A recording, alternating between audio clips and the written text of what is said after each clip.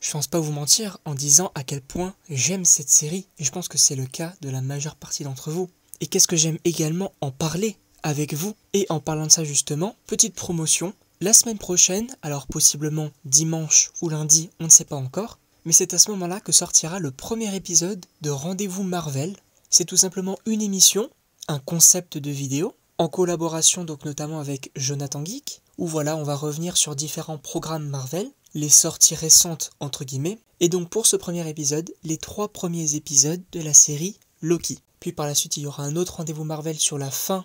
de la saison 2 de Loki, où on va plus en parler en globalité, et pour les autres programmes futurs du MCU bien sûr. Mais donc aujourd'hui, on est là pour parler de cet épisode 2 qui fonctionne toujours aussi bien, ou en tout cas pour moi, et j'irai pas non plus jusqu'à dire qu'il me surprenne, mais il est vrai qu'à chaque épisode, je vais me dire, bon je vais bien aimer comme d'hab, et non c'est plus que ça, à chaque fois, je kiffe, à chaque fois je passe un excellent moment. Et notamment dans cet épisode-là, on commence directement avec le duo Loki-Mobius,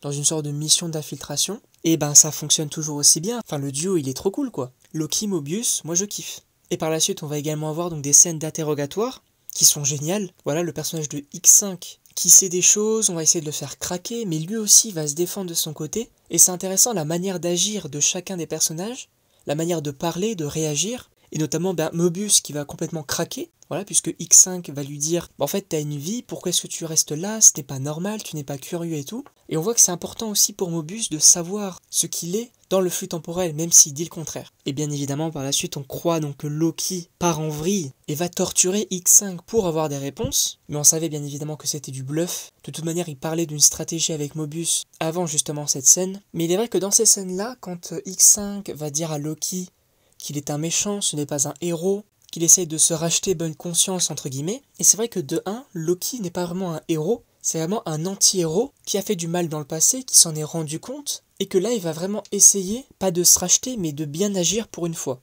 Et je suis désolé, mais l'acteur Tom Hiddleston, lors justement de ces scènes d'interrogatoire, il est génial, enfin il est génial tout au long bien sûr de la saison 1, de la saison 2, ou même des films précédents. Mais il faut bien sûr parler de l'acteur qui est génial selon moi. Ensuite, on va revenir sur le personnage donc de Sylvie, qui n'a plus vraiment de but, car elle s'est vengée donc de celui qui demeure, mais elle reste assez mystérieuse puisqu'elle a gardé le pad temporel de celui qui demeure. Donc on continue un petit peu de se poser des questions avec ce personnage-là, et on voit très clairement que tout ce qui se passe dans le TVA, les branches qui sont supprimées, et on va y revenir, ça lui plaît pas trop, donc bien sûr qu'elle va continuer à aider Loki et Mobius, il me semble que ça paraît logique. Mais donc on parlait des branches qui sont supprimées, et c'est vrai qu'on a également donc une scène d'émotion quand les branches donc du flux temporel sont détruites, parce que voilà, ce sont des milliards et des milliards, même plus que ça, de vies donc qui sont détruites en un instant. Et là où précédemment on se posait pas trop la question puisque le TVA faisait tout simplement son travail, là on va se rendre compte de certaines choses, on va avoir une autre vision de ce qu'on fait, et ça c'est très intéressant. Et oui, je voulais également revenir donc sur les musiques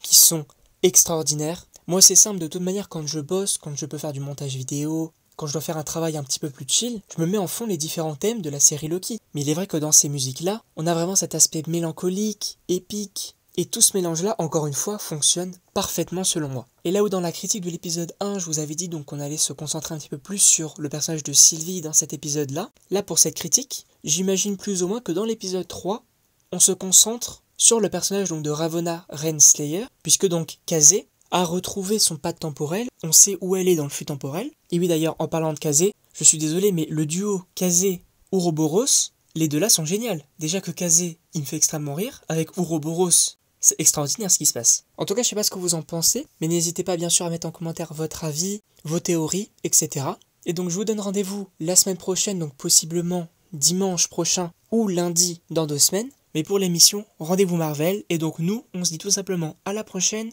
pour une prochaine vidéo.